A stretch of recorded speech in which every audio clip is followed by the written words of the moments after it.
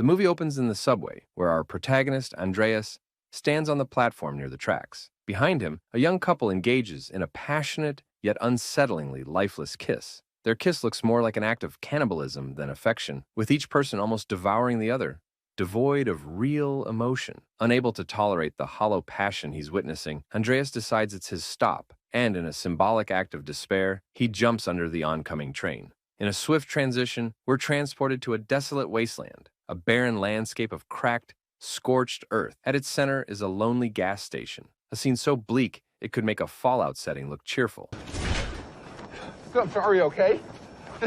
Don't murder me. Here, an unknown man hangs a banner on the gas station's facade that reads, "Welcome." A beaten-up, rickety bus approaches the station, carrying a disoriented Andreas, now appearing bruised and weary. As he gets off the bus, it drives away, leaving him alone in this strange new world. The man who hung the banner greets Andreas warmly and promptly removes the banner, revealing it was prepared just for him. After a curt introduction, the man ushers Andreas into a car, and they set off toward the city. Along the way, they pass serene, picture-perfect landscapes. Green fields where two men play badminton, seemingly carefree. Andreas is clearly puzzled by his surroundings, but passively, he accepts his circumstances. Finally, they arrive at Andreas's new home late at night. His guide shows him around his apartment, a modern but clinical and lifeless space, and mentions his new job as an accountant at a progressive company. Andreas seems unaffected by the sterile, soulless aesthetic of the apartment, as if he's gradually becoming numb to the strangeness around him. He looks at his battered reflection in the mirror, cleans himself up, and without protest or question, goes to bed. After all, he has to wake up for work in the morning. The next morning, Andreas arrives at his new job.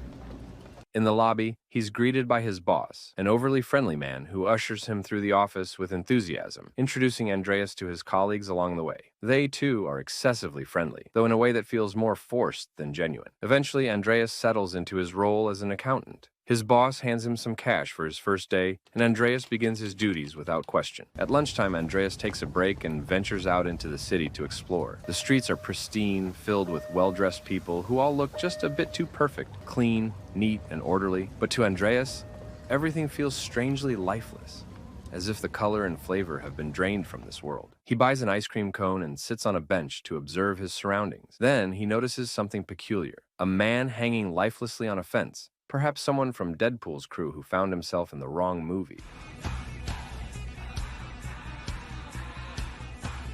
Strangely, the people walking by ignore the grim sight entirely, as if they're used to such scenes. Only a couple of men in gray come over to remove the body, treating it like a minor inconvenience. After work, Andreas, feeling bewildered, decides to unwind with a few drinks and try to make sense of his surroundings. At the bar, he starts downing drinks, hoping they'll help him feel something, anything. But as the evening drags on, he realizes that no matter how much he drinks, he doesn't feel the slightest bit tipsy. Confused, he heads to the restroom, where he encounters two other men. One man is sprawled by the urinals, apparently passed out in his own nausea.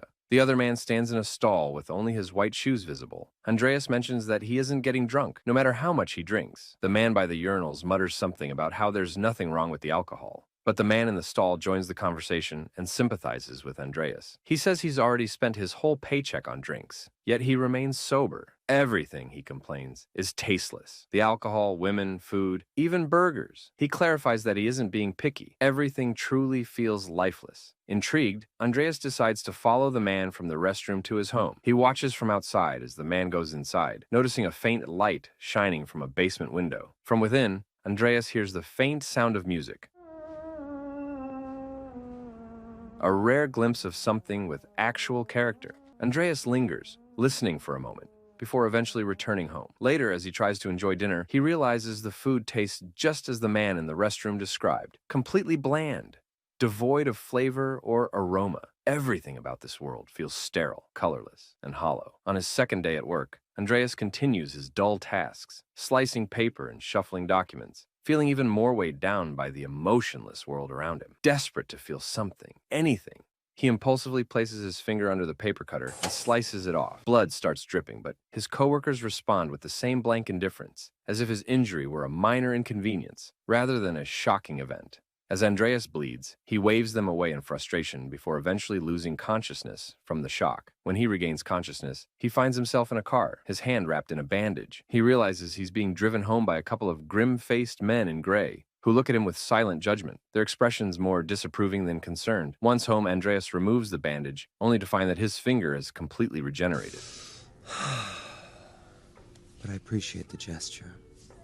There's no scar or sign of the injury, just a perfectly restored finger, as if the incident had never happened. Determined to escape from this bizarre place, Andreas decides to head to the gas station, hoping he might find a way out. He observes a new arrival in town, a bewildered man who's disembarking from the same rundown bus that brought him here. Intrigued, Andreas decides to follow the departing bus, hoping it might lead him back to the real world. He trails it for miles along the barren landscape, pushing forward with a glimmer of hope. But after following the bus for what feels like an eternity, he suddenly loses sight of it, the vehicle seeming to vanish into thin air. Andreas steps out of his car to investigate and realizes to his horror that there are no tire tracks, no indication of where the bus went. It's as if the bus simply disappeared in the middle of the road, leaving him stranded with no sign of escape. Returning to his job, Andreas is greeted by his coworkers as if nothing unusual had ever happened. He heads to his office, where his boss is waiting to check in on him, and asks if there's anything Andreas needs to improve his working conditions. Andreas, feigning satisfaction, tells him everything is more than fine. Later in the cafeteria, Andreas joins his colleagues, who are deeply engrossed in choosing a sofa from a furniture catalog, making bland small talk about upholstery and color options. Andreas suggests a choice, and the group immediately agrees without hesitation, underscoring the conformist nature of this world. The boss interrupts to invite Andreas to dinner with his colleagues that evening, and Andreas, though reluctant, agrees. At dinner, Andreas meets a woman who works in interior design, a curious choice for such a tasteless world, and he asks her out on a date. She quickly agrees, and afterward, he walks her home. She subtly hints that her large, empty apartment feels quite lonely, inviting him up for tea. They end up having sex, a lifeless encounter in a conventional missionary position. But Andreas seems content, even with the banality of it. The next morning, Andreas heads to work with a renewed sense of optimism, even bringing a flower to brighten up the monotony of his office. Soon, he moves in with his new girlfriend, and they begin a renovation project together. However, their life quickly slips into the same repetitive routine, punctuated by tasteless dinners with strangers and unsatisfying mechanical sex. Andreas finds himself unfulfilled, and one night, unable to sleep, he tries to tell his girlfriend about a dream he had. She reacts with irritation, dismissing his attempt at vulnerability, and instead suggesting they discuss further apartment renovations. Their efforts to improve the apartment feel like a shallow attempt to add purpose to their empty lives, but each change leaves them just as hollow as before. Feeling restless and dissatisfied with his domestic life, Andreas decides to pursue a new romantic interest, Ingeborg, another colleague. He begins flirting with her, inviting her to the movies. Ingeborg, like everyone else, responds passively and agrees without enthusiasm. At the theater, they watch an emotional film that brings Andreas to tears, but Ingeborg and everyone else in the theater sits blankly, unfazed. The only acknowledgement Ingeborg offers is placing her head on Andreas's shoulder. After the film, he walks her home and makes a move, kissing her passionately. Unlike his previous partner, Ingeborg is not as immediately available. She invites him inside, but maintains a bit of distance, which only deepens Andreas's infatuation with her. Their secret affair unfolds quietly, with Andreas meeting Ingeborg in secret, their shared moments providing him with a rare sense of excitement in his otherwise monotonous existence. One night, resolved to start fresh, Andreas sits his current girlfriend down to tell her that he's found someone else and wants to end things, but to his surprise, his confession doesn't evoke the reaction he'd expected. After agreeing to stay with Anna until Saturday, Andreas endures one last tasteless dinner, surrounded by the same uninspiring, lifeless people. When the night finally ends, he heads to Ingeborg's window, carrying a bouquet of flowers. He calls her outside, telling her he has a surprise planned. Andreas takes her to a private restaurant where they will be the only guests, with the entire staff focused on serving them alone. During the meal, Andreas confesses that he's left Anna, explaining that they no longer have to hide their relationship. But instead of feeling relieved or excited, Ingeborg responds with indifference, even asking if he made this decision solely because of her. Andreas, surprised, explains that his relationship with Anna had long grown cold, and that he made the decision primarily for himself. A bit uncertain, he asks Ingeborg if she's seeing anyone else besides him. It's during this conversation that Andreas realizes Ingeborg holds no special feelings for him. She casually admits that she's also seeing a few other men, whom she finds quite nice and attractive. Struggling to maintain his composure, Andreas asks her to end things with the other men, hoping to create something meaningful with her. Ingeborg agrees, albeit reluctantly, adding that she'd like to move to a new apartment with a better renovation, hinting that she's more interested in material upgrades than in him. Feeling the weight of her shallow response, Andreas realizes with a sinking heart that Ingeborg is just another person in this world, who's obsessed with empty changes like apartment renovations, using them to fill the void of a purposeless existence. Dejected, he rises from the table, leaving the dinner with a heavy sadness in his eyes. We're transported back to the subway platform, where Andreas once stood at the beginning of the film. The emotionless couple continues kissing soullessly in the background, highlighting the stark indifference of this world. Feeling utterly disconnected and trapped, Andreas decides once again that this world isn't for him and steps in front of an oncoming train. But instead of ending his life, the train halts just short of hitting him. Frustrated, he realizes he can't even escape through death. As he tries to get up, the train begins to move, dragging him along the tracks and severely injuring him. Broken and exhausted, Andreas struggles to get off the tracks, but before he can, another train comes barreling down, further mutilating him. He screams in agony, drawing the attention of a passerby, who watches with little more than casual interest. A third train arrives, adding to Andreas's torment as he's tossed and broken across the tracks. Bloodied and barely able to move, Andreas stumbles out of the subway and into the empty city streets. Soon, a car pulls up, and two people in gray silently lift him into the vehicle, taking him to his ex-girlfriend Anna's apartment. She greets him at the door, without a hint of shock or concern at his mutilated, bloodied state. Andreas quickly recovers from his injuries, as if nothing had happened, and even joins Anna and her friends for go-karting. But, like everything else in this city, the experience feels dull and meaningless. Frustrated, Andreas heads to a bar, hoping in vain to get drunk. Sitting there, he recalls the man in the restroom stall, the one who shared his discontent with the tastelessness of this world. Determined to understand more, Andreas goes to the man's apartment. He hears faint music emanating from within and jumps over a fence to reach the door. When Andreas knocks, the man recognizes him but hesitates, saying he's calmed down and doesn't want to discuss such things anymore. Despite this, Andreas persists, and the man reluctantly lets him inside. The man's apartment is cluttered with odd items, but most striking is the ceiling, covered in light bulbs. Andreas looks around, intrigued, and tries to locate the source of the faint music he'd heard. Suddenly, he notices a small crack hidden behind a picture on the wall, and as he gets closer, he can hear the faint sound of music emanating from within.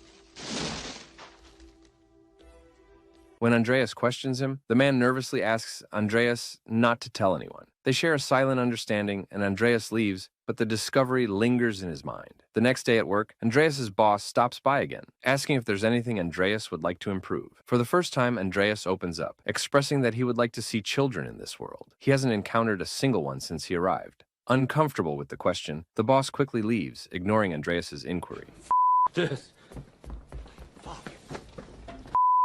Did you see this? Look at this. Father, think of the child. That evening, Andreas returns to the man's apartment, bringing tools to dig further into the wall. He breaks in and starts chipping away at the crack, trying to reach the source of the music. By morning, the man finds Andreas already deep into the wall. Though distressed, the man doesn't stop Andreas, but warns that they could be caught and punished. Undeterred, Andreas continues, and soon he catches a whiff of something unfamiliar and invigorating coming from the hole, a smell that stirs memories of life outside this sterile city. Together they dig deeper, and soon they can hear the sounds of children's laughter, birds chirping, and the gentle rush of ocean waves. The following day at work, Andreas notices a shift in his co-workers' behavior. They're no longer as friendly toward him. When he reaches his office, he finds another employee, identical to himself, sitting at his desk. His boss arrives and, with a polite but detached farewell, tells Andreas it's time for him to move on, thanking him for his contribution. Bewildered, Andreas notices a car with people in gray waiting outside. Fearing what they might do, he slips out the back door and rushes to the stranger's apartment, determined to break through the wall once and for all. As they drill deeper into the wall, the sounds and smells intensify, drawing the attention of neighbors. Curious about the unfamiliar sounds and scents coming from the apartment, one neighbor knocks on the door, asking questions. The man hurriedly dismisses them, claiming there was a small leak and that he's already taken care of it. As they continue, more neighbors gather outside, drawn to the unusual activity. The presence of the onlookers heightens the tension, making Andreas and the man acutely aware that their actions are drawing too much attention. Finally, we're shown the source of the tantalizing sounds and smells coming from the wall. A bright, sunlit room filled with the sounds of children playing outside, casting an air of warmth and happiness over the scene. The interior's cozy, and a table is set with a feast of delicious-looking food. Driven by desperation, Andreas manages to slip his hand through the crack, grasping a piece of fresh bread. He savors each bite with overwhelming emotion, experiencing genuine pleasure for the first time in this bleak existence. But his joy is short-lived. Suddenly, the men in gray burst into the room, capturing Andreas and his companion. They're dragged outside, forced into a waiting car, and whisked away to an unknown destination. Andreas is taken to a mysterious building where a group of people attempt to reassure him, insisting he can find happiness if he simply accepts the city as it is. Andreas remains unresponsive, numb to their pleas. Ultimately, they transfer him to the same car that initially brought him to this surreal city, driving him toward the gas station in the wasteland. Meanwhile, the men in gray repair the hole in the wall, sealing away any trace of the world beyond. Andreas, however, is not given the dignity of a bus seat this time. Instead, he's shoved roughly into the luggage compartment at the back, locked away in darkness. The bus resumes its journey, carrying him in uncomfortable silence toward an unknown destination. As Andreas endures the dismal, cramped conditions in the luggage compartment, Anna has already found a new partner, and Ingeborg is with someone else as well. The stranger who once shared Andreas's discontent is now seen sweeping the streets, paying his dues to the city. Andreas's boss and his co-workers play badminton, living their drab lives without a hint of change or reflection. In the final scene, the bus stops, and Andreas emerges from the luggage compartment into a strange new landscape. A barren, frozen wasteland, stretching endlessly in every direction, bathed in a harsh, blinding whiteness. Before he can make sense of this desolation, the bus leaves him behind, disappearing into the distance, leaving Andreas alone in this icy, lifeless purgatory.